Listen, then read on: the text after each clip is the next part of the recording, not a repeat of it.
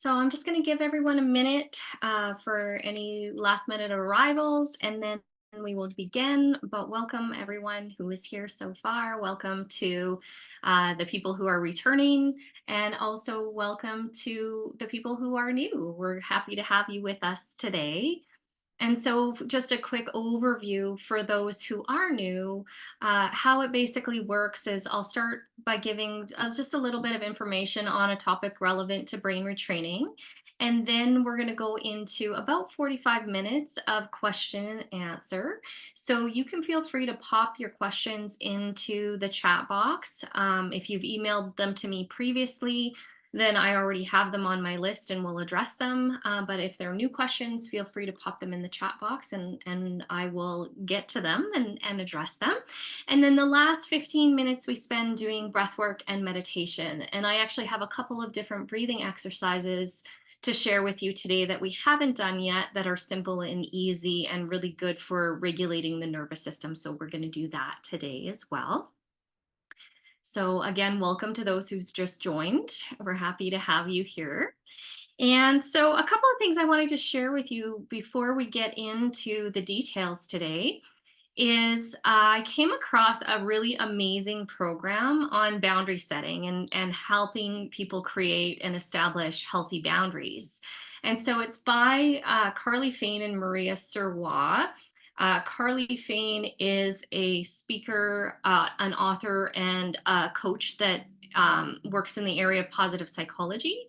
And Maria Serwa is a registered psychologist. She also works in the area of positive psychology. She's an author and a very inspirational speaker. She was actually one of my instructors at the Whole Being Institute when I did my year-long certification in positive psychology, and she's just amazing to listen to. And their program, what I really like about it and why I wanted to share it with you is that it's really practical and accessible and it's not very long. So, what they have done is they've created, it's called Better Boundaries Finally, and I'll pop it in the chat here for you. What they've done is they've created a 3 module program, and each module is less than half an hour. So, it's not a huge time investment or commitment. And in those, 25-minute to 30-minute-ish modules that you get once a week, so there's 3 modules. So once a week for 3 weeks, you would get a module. They go through some skills, some self-reflection practices, some practical tools to kind of help you get started.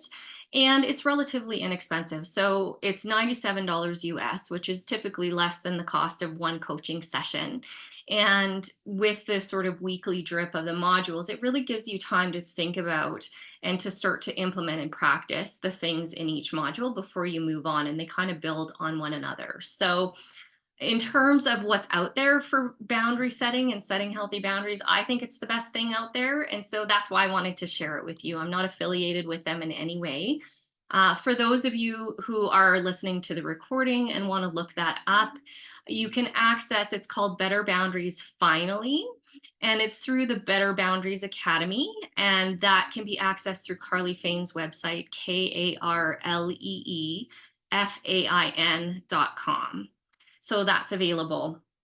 And the other thing that I wanted to share with you that I'm super excited about is in the fall, I'm going to be offering a free workshop on really looking at addressing the inner hidden barriers that get in the way of us really cultivating well-being in a resilient way. So really looking at what keeps us at that level of not quite being where we want to be in our health and well-being journey, or not having the resilience to stay there. And the inner hidden barriers is a really important piece, because what happens is if our goal setting, or like our goals for retraining, are not in alignment with our self-concept, who we believe ourselves to be, that's where you're going to get friction. And that's where it's going to be really hard, first of all, to get to the level that you want to get to. And even if you can manage that, to stay there. So a concrete example of that would be, let's say I have a goal in retraining of fully recovering and having, like, living the life of my dreams. Let's say that's my goal.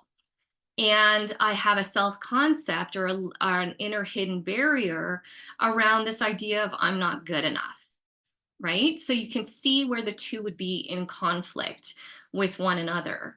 And so we really want to be able to address those inner barriers on that level of self concept so that they're in alignment with our goals and that we can move into that level of self actualization. And so I'll be sharing a lot more about that in the fall. And I realize it's a bit early to maybe be sharing this, but because we're only meeting every 3 months now, I wanted to let you know because that's going to happen probably before or right around our next live Q&A. So I'll send out information closer to the time if that's something that you feel called to participate in. So, again, an invitation. Anyone who has specific questions, feel free to pop them in the chat and I'm happy to answer them for you. And one of the questions that came in through email that I'll start with while we're getting the ball rolling here was around medications and taking medications and really getting caught in that idea of progress because of medications as opposed to because of the work of the brain retraining and how to kind of address that, right? And I'm really glad that this topic came up because this is not an uncommon one for a lot of brain retrainers, especially those who are looking at eventually coming off of medications. There can be this worry or anxiety around, is my progress actually from the meds and not from all of the hard work that I've been doing to retrain my brain, or questioning whether or not those gains that we've made will be sustainable in absence of those medications. And so I always like to refer back to Dr. Joe Dispenza when it comes to topics like this, because he says that our own inner sort of pharmacy, if you want to call it that, our own inner neurochemistry is significantly more powerful than anything that we put in our body. Which means that when we activate our own inner neurochemistry, which is what we're doing through brain retraining and nervous system regulation, that we can create really powerful changes.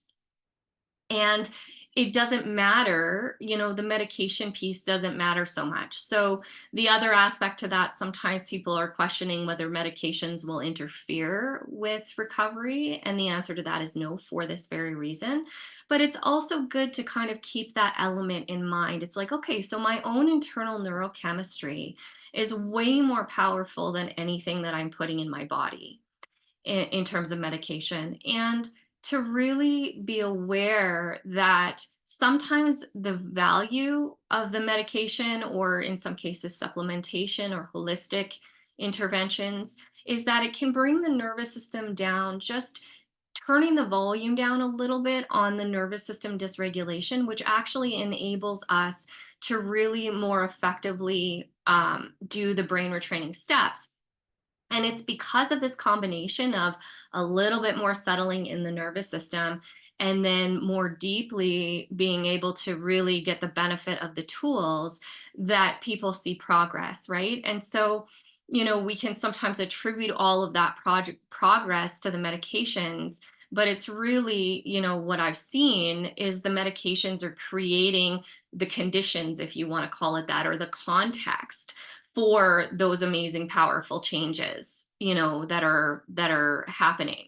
And so we want to be aware of that, or hold on to that, and know that the changes that are being made are going to be sustainable, and that as you continue to do that, that you're just further reinforcing those healthy alternative pathways, and that ultimately when you take medications out of the picture, your system has had enough chance in the new neural pathways and in the nervous system more regulated state, that it's already knowing this and being able to do this without that additional support.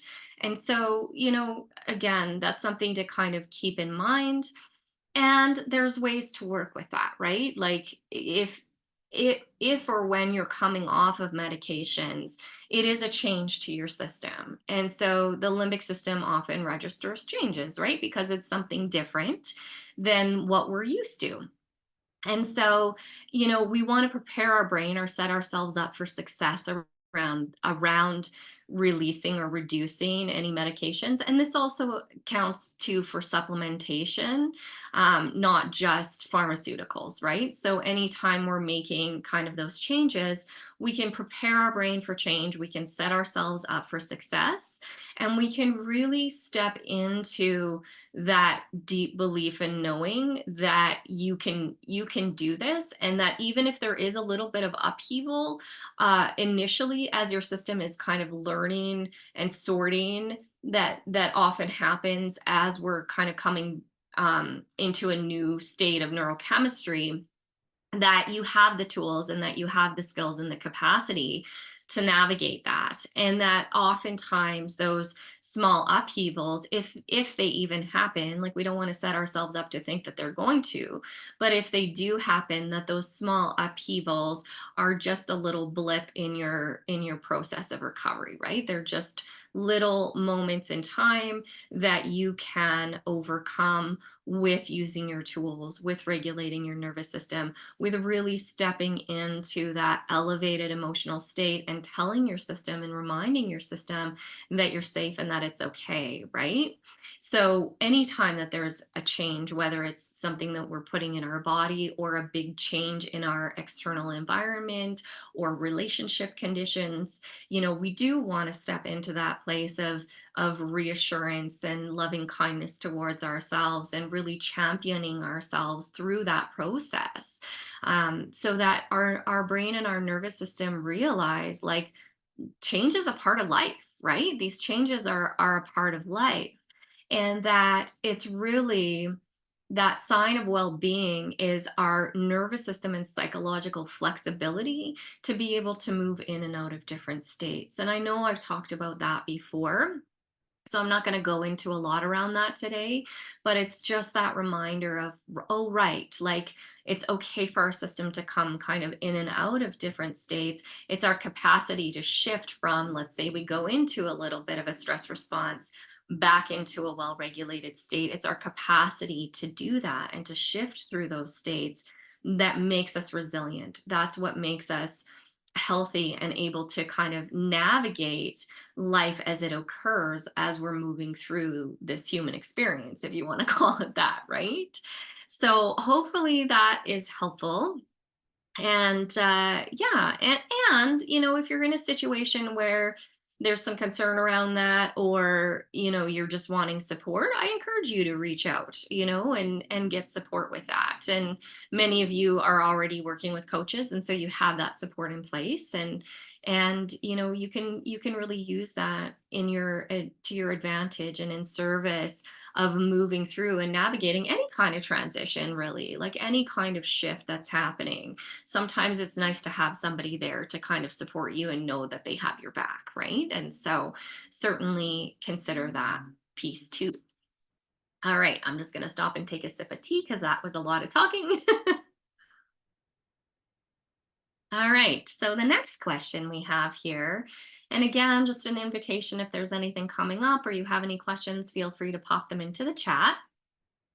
So the next question here is, I am wondering what you'd suggest as a place to refocus my practice when I'm feeling like I'm trying to do too many things at once: brain retraining, somatics, trauma release, incremental training, meditation, etc. I feel stuck and overwhelmed, and I'm wondering if you could suggest one or two things you'd recommend to focus as a restarting point. I love that question because this often happens, right? Like, we will have that space in our limbic system of constantly wanting to do the next thing and to feel like if we're not immediately getting success or results from what we're doing, then we need to add something else, right? Like, this is what the limbic system and a dysregulated nervous system does. It keeps us stuck in this state where we're constantly searching for the next thing. We're adding in a bunch of stuff, which of course then leads to that feeling and that sense of overwhelm, right? And then we can either go with overwhelm, we can either go into or stay in that sympathetic activation where it becomes difficult to focus and concentrate. You may find that you can't sit still, you're kind of agitated. There's, that arousal in our system. Or the other way that sometimes it goes, and especially if you've been in arousal for a little bit, then we can kind of switch over into the dorsal vagal or the shutdown, where we just kind of withdraw from everything. We shut down, really start procrastinating. We, can't really engage or can't find our motivation. So both of those are actually a sign of overwhelm. And it's interesting that this is coming up because earlier today I was starting to write my blog for next weekend on this exact topic, right? So, overwhelm is a big thing for a lot of retrainers. And so it's good to kind of have this awareness. So the first step in working with overwhelm is to become aware of what it looks like for you when you're in that state.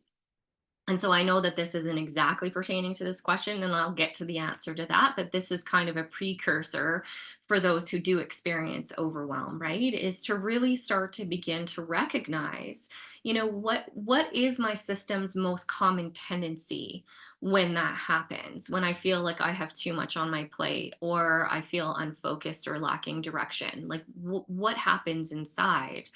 And because how you respond to that is going to be different if you're in a sympathetic arousal state versus in a shutdown state, right? So, in a shutdown state, we want to bring in a little bit of mobilization into our system. So, that's where a little bit of movement, you can even like just do some tapping on your body, starting to get a little bit of re-engagement in that way. We also want to emphasize our inhale as opposed to our exhale, which is connected to our sympathetic, right? And so as we're breathing in deeply and we're emphasizing our inhale, we're stimulating our sympathetic nervous system, which will take us out of that shutdown and move us back up, right? Back up the nervous system ladder, if you want to think about it that way. And so in overwhelm, in sympathetic version of overwhelm, that's what you want to, or sorry, in the shutdown version of overwhelm, that's what you want to do.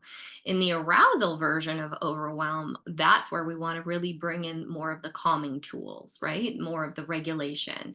So this is where focusing on the exhale, if we're looking at breath work, our lengthening our exhale is really tied into the parasympathetic aspect of our nervous system. And so it helps to kind of calm us down. Things like the ujjayi breath or alternate nostril breathing. And if you're wondering what those are, you can find videos, how-to videos, and 5-minute breathers on my website that show you how to do that. And one of the exercises, actually, both of the breathing exercises we're going to do today is going to be about balancing the nervous system and kind of calming it. One is going to be about calming it down, and the other about balancing the nervous system. And so those will be available to you. You also want to look at, so that's the breath work portion, adding more of the calming, regulating activities. So it might be spending time in nature and getting the advantage of earthing. It might be doing meditations or doing yoga nidra, so that you're kind of restoring, that regulation into your nervous system. And then it's from that more regulated place that you're actually going to get the benefits from doing the things, the retraining things that are going to support you. So I often say, and you've maybe heard me say this before, is that how we approach our retraining is equally as important to what it is that we're doing.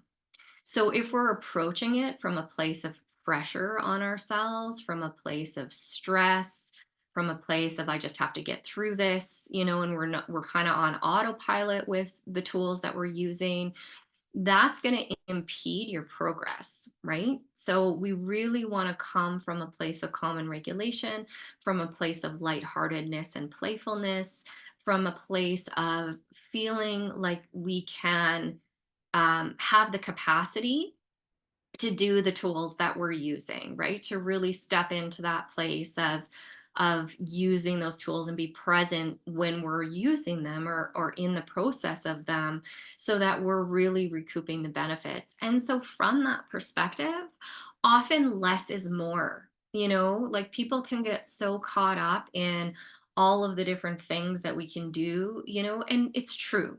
There are a ton of things that we can do. There are a ton of different ways to regulate your nervous system and retrain your brain. And if you're in kind of past the basic brain retraining into the deeper healing work, there's even more options, right? Like that's where we're seeing the somatic therapy and the nervous system regulation, which does happen through somatic therapy as well, and some of the deeper trauma work for some people in other ways, and parts work, and so on.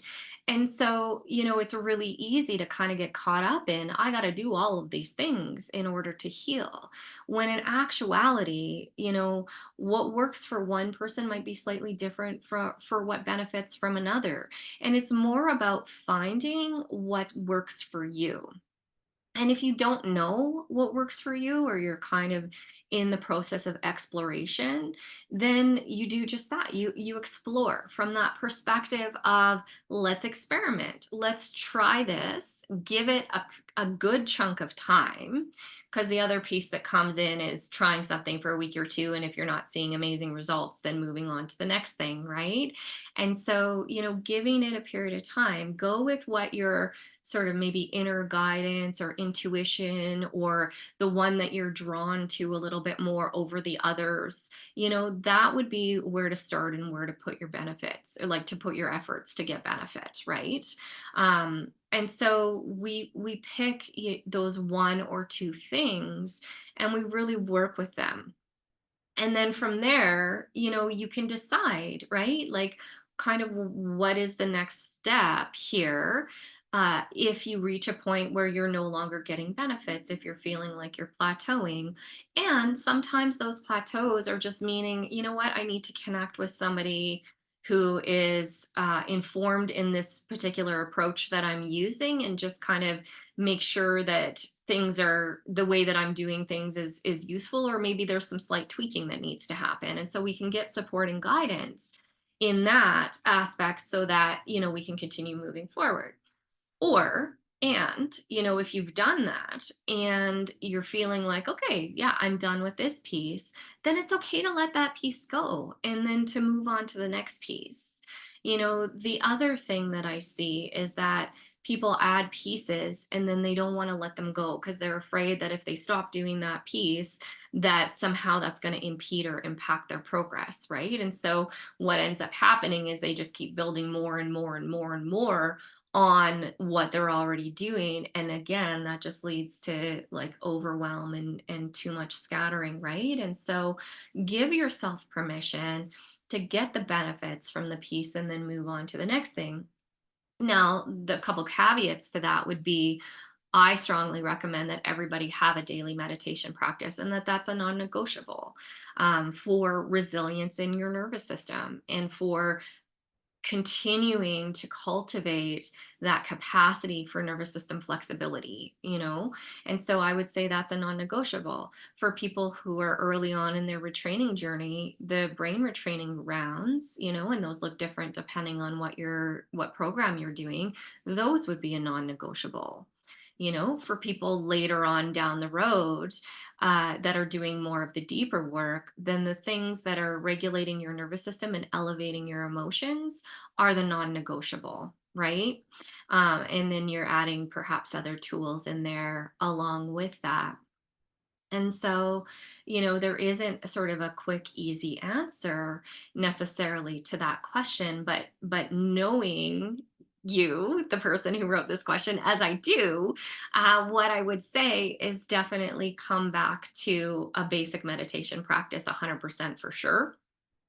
Create that as your foundation, and then look at the things that, like, what fills you up, what feeds your soul, what gives you resources, what gives you energy, starting to bring in a little bit more of that lightheartedness, that enjoyment of life, rather than working so hard at getting better. Like, and I can speak to that like really from my heart, because I definitely fell into that category too, right? Just like working so hard all the time, and that's challenging, right? And so we need to bring in more of that quality of life, right? More of that life balance in the sense of like what gives back to us and what restores us, not constantly just what we're giving to, even including giving to in service of brain retraining.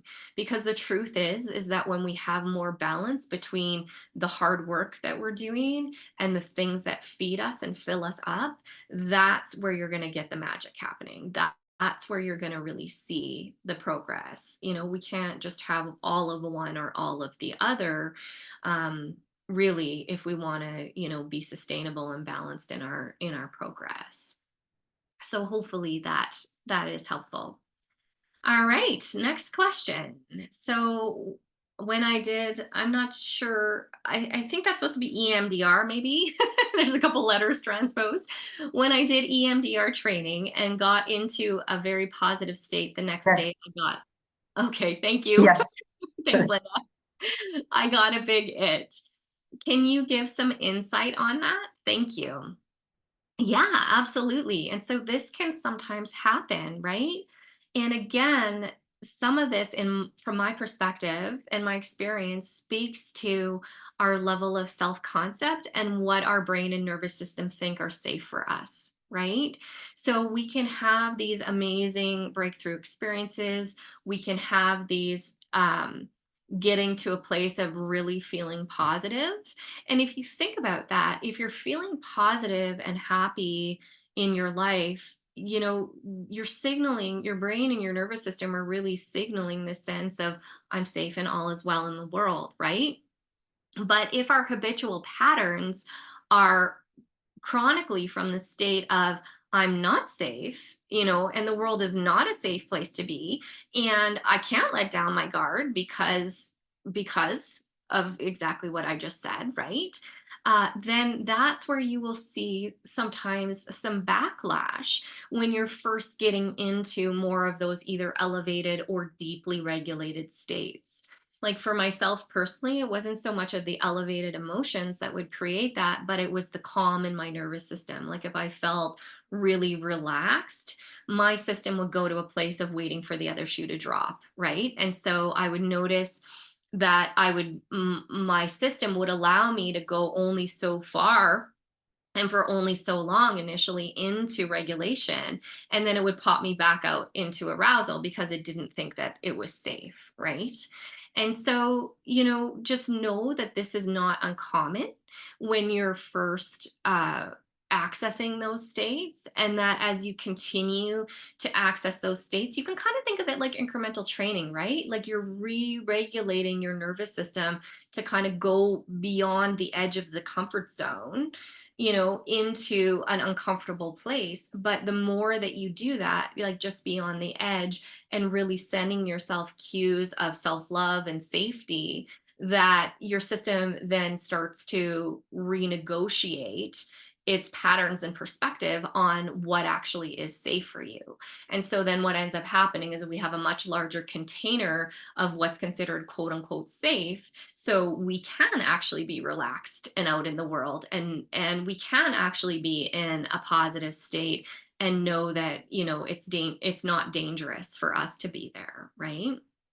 And so, yeah, like I said, not uncommon and totally rewirable, right? And so that's the thing. Like we want to know that, because sometimes what happens with these experiences too, especially if they're happening from a certain modality, is that we start to associate, okay, well, if that gave me a big it, even though I had a positive state and I ended up with an it, then this is maybe not something that I should keep doing, and that's not necessarily the case, right? And sometimes it's good to kind of slow it down. If we've been doing sort of a lot of that modality, slow it down and practice a little bit on your own of really engaging in those more deeply positive states that you now have access to, along with safety and calm cues, so that your system can get a little bit more adjusted to that, and then you go for your next session or you go to the next step, and so that can be an option as well. All right, so next question. What type of meditation practice do you recommend? Can you speak to ebbs that come on when you have been retraining for quite a while, almost 3 years for me? It feels like there's a hump that I can't get over. Yeah, absolutely. So, first part of that question, meditation practices I recommend. So, for people who are new to meditation, or new to brain retraining and nervous system regulation in general, I do recommend doing guided meditations. For people with fatigue or energy issues, I highly recommend included in that some yoga nidra in the afternoon, which is a restorative yoga practice. It's really like a guided meditation. It's done lying down that can really help put your system into regulation or restoration. So, one of the great tools or apps out there that's free is Insight Timer. So, IN and then Sight Timer, and they've got, I think it's like over 200,000 guided meditations, and they've got a sleep section and so on that's available to you. And then in terms of like what kind of guided meditations, and so, when we're looking at creating that foundation of deeper regulation and nervous system flexibility, I like to start with things that are like acceptance meditations, surrender and letting go meditations, self compassion meditations. And you don't have to do all of those. I'm just kind of giving you a couple of categories, and you could pick and choose the ones that kind of resonate more with you. So, in the realm of self compassion, Kristen Neff, she's kind of the founder of Self Compassion. On her website, she has guided meditations specifically on that topic. I know that there are lots on Insight Timer as well. Kristen Neff's website is self-compassion.org, I believe. And yeah, they're free, right? And so they're accessible. And she's also got guided practices on there as well that you could use to kind of starting to deepen that connection with yourself. So that's an option as well. And so, yeah, guided meditations kind of as a starting point to really build that foundation. And then for people who are kind of looking for the next level, what I recommend is the Sahaj Samadhi meditation that's taught by the Art of Living Foundation. So artofliving.org. And by the way, all of these resources that I'm talking about are also available on my resources page on my website, and there's links to them. So if that's easier for you, by all means, just go to my page there and you can get these access to these. So the Sahaj Samadhi meditation is a non-efforting meditation practice. And so I have found, like, I've done a lot of different types of meditation, but I found that this one is really profound in helping you to go into a much deeper level of relaxation and letting go. So the Art of Living one is not free. That is a training, and I'll talk about it in just a moment. But it's really that art of basically non-efforting and letting go. And I mean, that sounds simple, but when you actually get in to start to do it, it's amazing how much we actually effort, and even effort to not effort. But with the practices and the way that it's designed, with repeated practice, it gets pretty easy to start to go into those places of letting go and non-efforting. And what that does is it puts your system in a state that's similar to sleep, in the sense of it allows your brain to kind of clear out, the way that your brain does when you're in deep levels of sleep. And it's not just like the neural pathways and cells and whatever that are clearing. It can be like old things that were stored in our nervous system or on a cellular level that start to clear as well.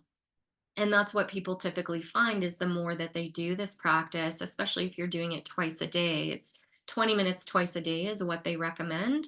And it's that second time a day that can really allow your system to start to release any old stored stuff, that is impacting our nervous system regulation, right? Like the things that we hold in our system do impact that.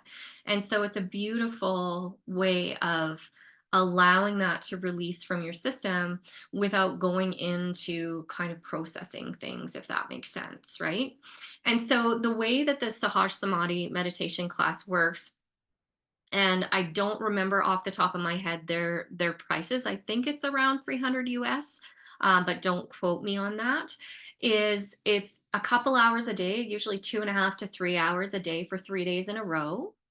Is what 2.5 to 3 hours a day for 3 days in a row is the course part. So that's where you're learning how to do it. You're being given a mantra that's specific to you to help support your brain and your nervous system in letting go. And so, unlike other mantra meditations, this isn't something that you constantly intellectually repeat as you're meditating. It's something that you feel in your heart and then you release, which is kind of cool. And so on the first night or the first day, your first class, you get your mantra. And then the next 2 days are building your skills to use it and also a little bit of education, right? And information. And so you go through the course 3 days in a row, you're done the course, and then you just practice on your own, right? This is a tool now that you have for the rest of your life, and you practice it on your own. And so Sahaj Samadhi is how I meditate. And it's been, what are we looking at now? Maybe a little over 2 years since I've been doing it. And it's profound, honestly. Like stuff that I didn't even know I was still holding on to has been, kind of come up to be released. And my system, not only have I noticed like a deepening of the regulation in my nervous system, but I can sense that restoration in my brain and my energy, especially in the second one in the day, and that happened sort of a little bit in, right? It took some time to kind of build that maybe momentum, if you want to call it.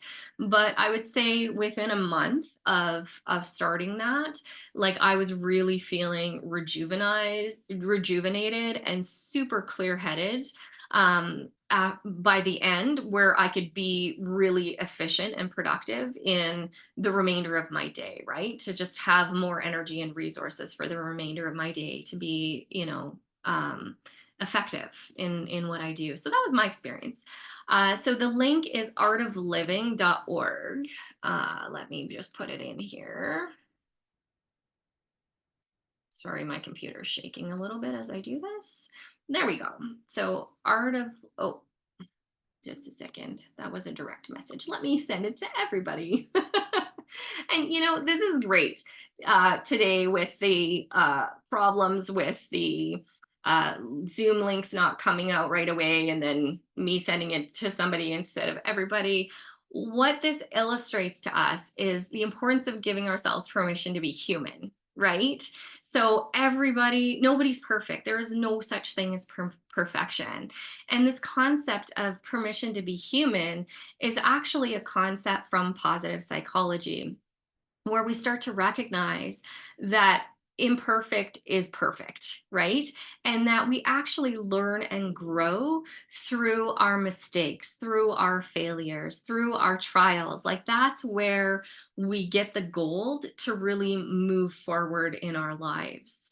And we've gotten so out of touch. Like if you think about little kids, if we were so concerned about being perfect and not or and giving up if something wasn't easy or we struggled with it when we were little, we never would have learned to walk. We never would have learned to feed or dress ourselves, right? Like it's that trial and error of going, falling down, getting back up, falling down, getting back up, that really allowed us to master, those things. And that as human beings is how we're designed, right? And that's what allows us to really be on a path of growth and transformation. And I think of that as like a lifelong thing, right? I mean, I can't speak for all of you, but I know for myself, like I have this desire to be the best version of myself, right? And to continue to grow and transform and know that there probably is no endpoint to that will be kind of an ongoing thing. And so when we give ourselves permission to be human, or as one of my current mentors says, permission to be brilliant and imperfect at the same time, that's what creates the space for us to move into growth, right? Outside of our comfort zone into growth in a way that we can really make changes in our lives, changes and transformations that are more sustainable. So that was a bit of an aside, but a good opportunity to talk about that too. So we do have just a couple minutes left before the time is up for to go into the breath work. So if there are any last questions that are burning right now for you, feel free to pop them into the chat, and I will do my best to answer them before we move on. Could I just, does it need to be in the chat? No, Or you can talk. Sure, Cara. Go ahead. um curious about the meditation and the fact that we've been I guess I'm just looking for encouragement, but visualizations for so long, many of us. Is that like, Mhm. and I know it's different in the brain, the way it's affecting the brain, but it's probably gonna be, I don't want to use the word easier, but more obtainable to sit down and or accessible to sit down and meditate if you have a good retraining practice. Is that a good, like a fair statement? Or I wouldn't necessarily say that that's a prerequisite for good meditation, no, right? no, I wouldn't either. Yeah, no, I Yeah. just was wondering if it was easier to meditate. It's just I'm not finding the words to articulate that, Yeah, but no, that's yeah, okay. That's because of okay. having the brain retraining and the focus. And I know it's Yeah, not, it's kind of completely opposite of focus, but right. Yeah. yeah, yeah, yeah. Yeah, It's- for sure. I see what you're saying. And yes, I would say like that capacity to create sort of sustained visualizations, to focus on something for a little bit of an extended period of time, which of course you're getting lots of opportunity and practice with, as you're doing your visualizations, that is strengthening the neural pathways that do allow you to focus. And I would say brain retraining, especially for people who are cultivating that curious observer and catching their pops or automatic negative thoughts or symptom thought patterns and bringing themselves back, you're also cultivating that capacity of awareness so that in meditation, if your mind wanders, you will eventually be that curious observer, notice it, and be able to bring it back. And so, yes, I would say that's definitely a foundation. And the visualizations would be sort of akin to the guided meditations, but the benefits that you would be getting from doing something like Sahaj, where you're going into that non-efforting so that your brain can rejuvenate, is very different, right? In terms of the results that you would get from that. All right. And answering the ebb question. Oh, did I miss that? I must have missed that. Again, permission to be brilliant and imperfect. So, can you speak to ebbs that come on when you have been retraining for quite a while, almost 3 years? It feels like there's a hump that I can't get over. Yes, thank you for redirecting me back to that. And so, again, this is often where people just need like a little bit of support, either from a coach preferably or a mentor who can kind of look at, okay, so what is it that you're doing, where is it that you're stuck, what's coming up for you, and kind of help you renegotiate or renavigate that, right? So like in my private practice, there's a couple things that I specialize in, and one is troubleshooting with people who have plateaued, and the other is doing supporting people and doing the deeper level work of healing, right? And so often what happens when we're not seeing the results, it's because there are elements that are either below our conscious awareness that we're not actively touching, or there's a refinement that we need in the tools that we're implementing in order to start to make progress again, right? And so that's what I would say. Oftentimes, when we're at that place, especially if we've been at that place for a while, it usually takes somebody from the outside who's experienced to be able to kind of help us see that. So if you think about it, like we all have blind spots, right? It doesn't matter where we are in our recovery journey. And I would say, that's true for all human beings outside of recovery as well. We have areas that we're blind to, areas that we don't see. And in order to be able to start to be consciously aware of what those are, it often does require some outside support in order to be able to identify that. And so, I mean, it depends on who you're working with or what you're doing, but oftentimes that can happen relatively quickly. Like it doesn't necessarily need to be sort of ongoing support, but just a little bit of kind of a check-in and one or a few sessions to really look at what's going on and to start to change things up a little bit or to address some of the pieces that might be missing, right? All right, so that takes us to time. So let's go into the breath exercises. And so, for those of you who read, I don't think it was my last blog, it was the one before that. You will already be familiar with the two breathwork exercises that I'm going to be working with you with today. So, the first one is the psychological sigh. And the psychological sigh is a really great intervention if you're feeling anxiety or you're feeling a level of dysregulation, right? And so it's a really quick tool to kind of help settle your system back down. So, how it goes is we do an in breath, and there's actually three parts to the in breath. There's various versions of the psychological sigh. Sometimes people do two versions, but three parts is actually even more effective. So, that's the one that we're going to focus on today. So, you do a three-part in breath and then a long exhale out loud while you're sighing. And so with the in breath, the first part of the in breath goes into your diaphragm area, right? So we're taking kind of a deep diaphragm breath, and then you're topping up into your chest. So it's kind of like taking another sip into your chest and then a final sip into your throat. And then you sigh it all out. And so we're going to do that together. So breathing into your diaphragm, a little bit more into your chest, last sip into your throat, and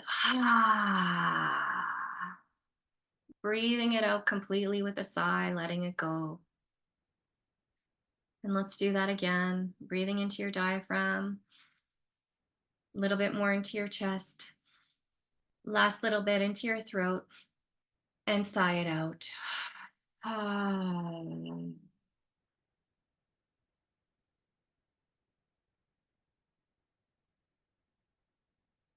allowing your breath to return to normal for a moment. And you might already feel a difference inside. Sometimes people get really tingly, or they might notice a little bit of lightheaded. You might have other sensations inside. And this is a really powerful tool, like I said, if we're in that sympathetic arousal or we're feeling slightly anxious. All it takes usually is three of these breaths, 3 to 5 at the most, is kind of the window that you're looking for to start to bring the nervous system back down. And so it's an easy one to do pretty much anywhere, right? And a pretty quick intervention. And that's why I love breath interventions and why I kind of go on about them for those of you who've been working with me for a while, because they are such a quick and effective line directly into our nervous system and what's happening in our nervous system, right? And so we can affect changes really easily and quickly and effectively. All right, so the next one that we're going to do is called the coherence breath. And so a coherence breath is an equal length of inhale and an equal length of exhale. And as I was talking about earlier, our inhale is connected to our sympathetic nervous system, our exhale is connected to our parasympathetic. And so when we're doing equal breaths like that, it's a way of kind of balancing. You can think about it like that, like balancing the nervous system. And so typically it's done to a count of 5 or 6 with your inhale and exhale. Sometimes people, especially if they've had a lot of dysregulation in their nervous system, that's a bit too long. And so we're going to start actually with a count of 4.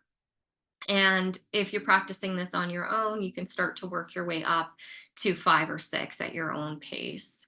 And so let's start with an inhale for 4 and exhale. Inhale and exhale.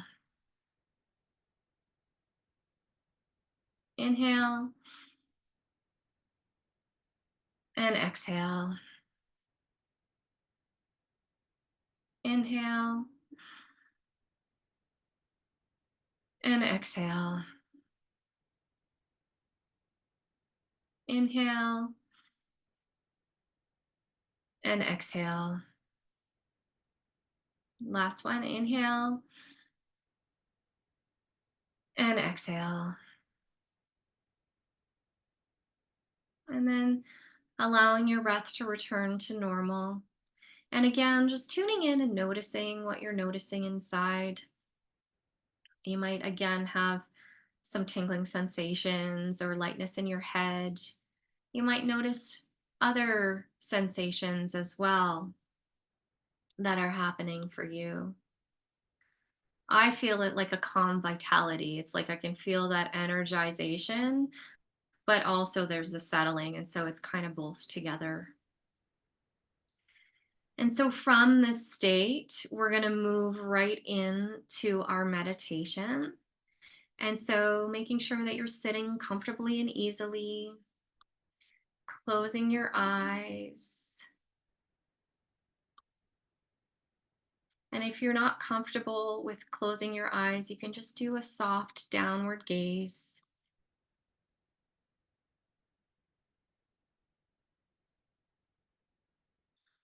And just taking a moment to feel your sit bones on your chair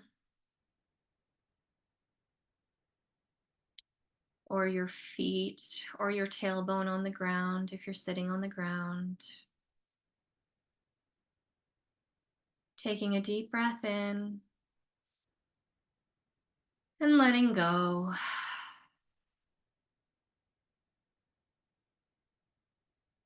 Another deep breath in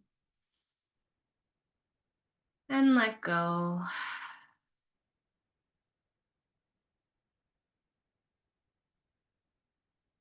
And then becoming aware of the environment and noises around you. You might hear traffic going by. You might hear people talking. Maybe there's a fan running.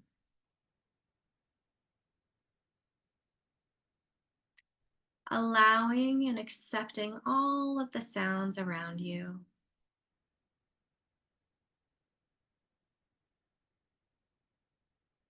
Accepting all of the sounds.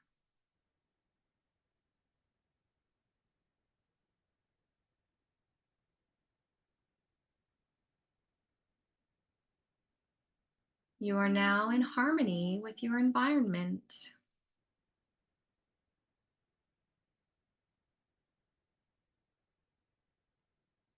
Take a deep breath in and let go.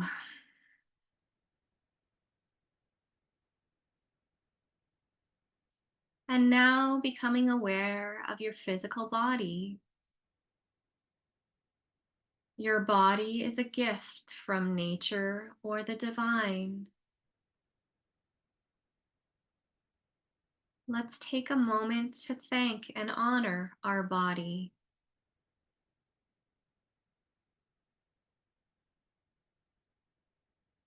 Bringing your attention to your feet, your lower legs,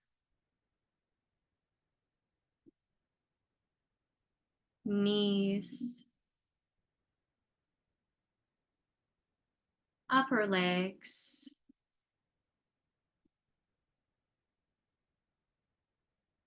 hips and pelvis,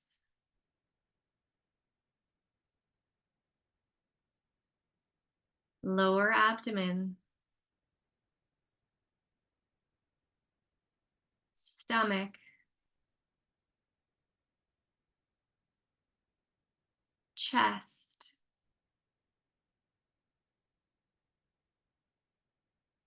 shoulders and arms,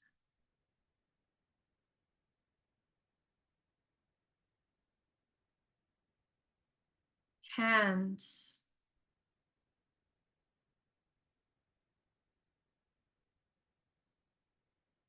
back,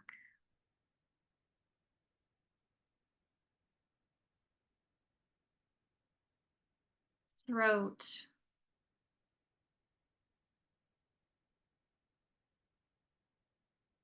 face, head,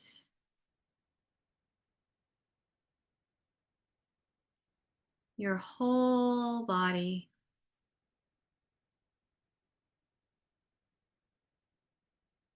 Your whole body.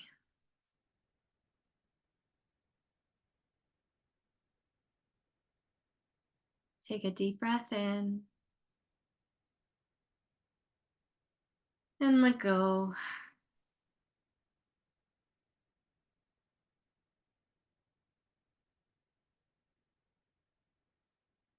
And now bringing your awareness to your thoughts,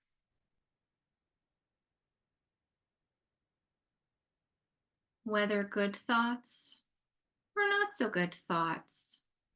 Let them come. Let them be.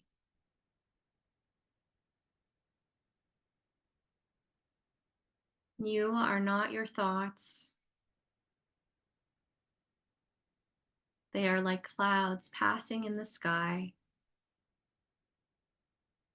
So we allow them to come and to go.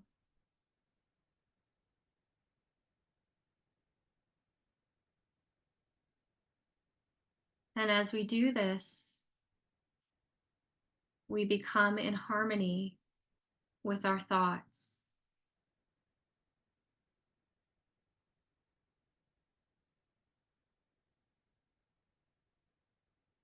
You are now in harmony with your thoughts.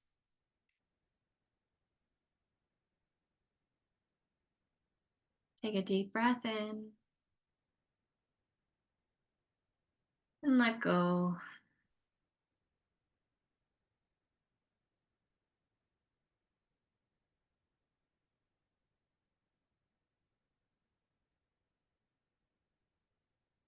And now bringing our attention to our emotions.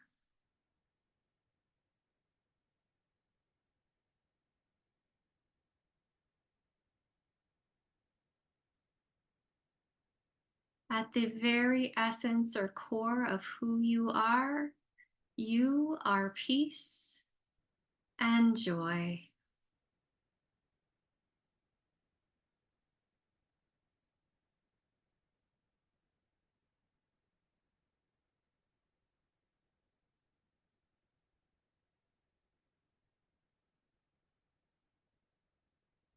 Inviting that peace and joy to fill you now.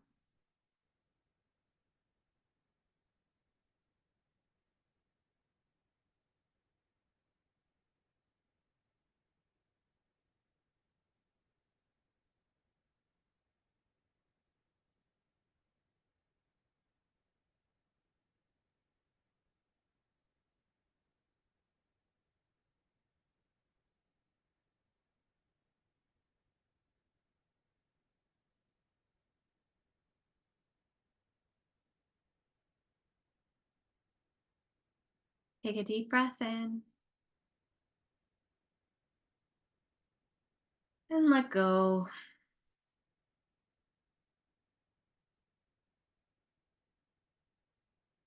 One more deep breath in and let go.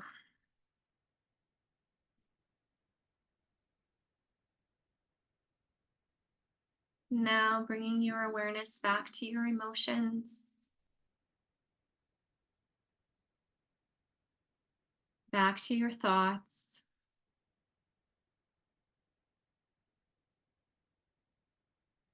to your physical body,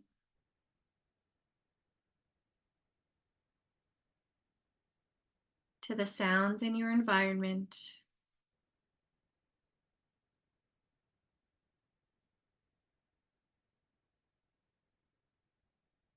And then in your own time and when you're ready, you can open your eyes and come back into the room.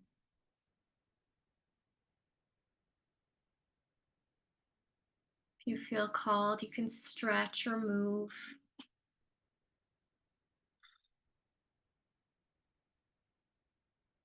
Taking a moment to look around your space and just orienting to your environment.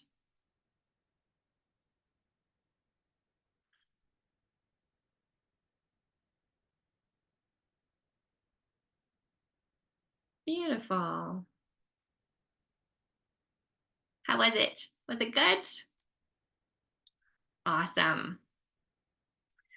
All right, so that's it for our time for today. Thank you, everybody, for participating, and I hope to see you again in September. So, second Saturday of September, and we will continue on.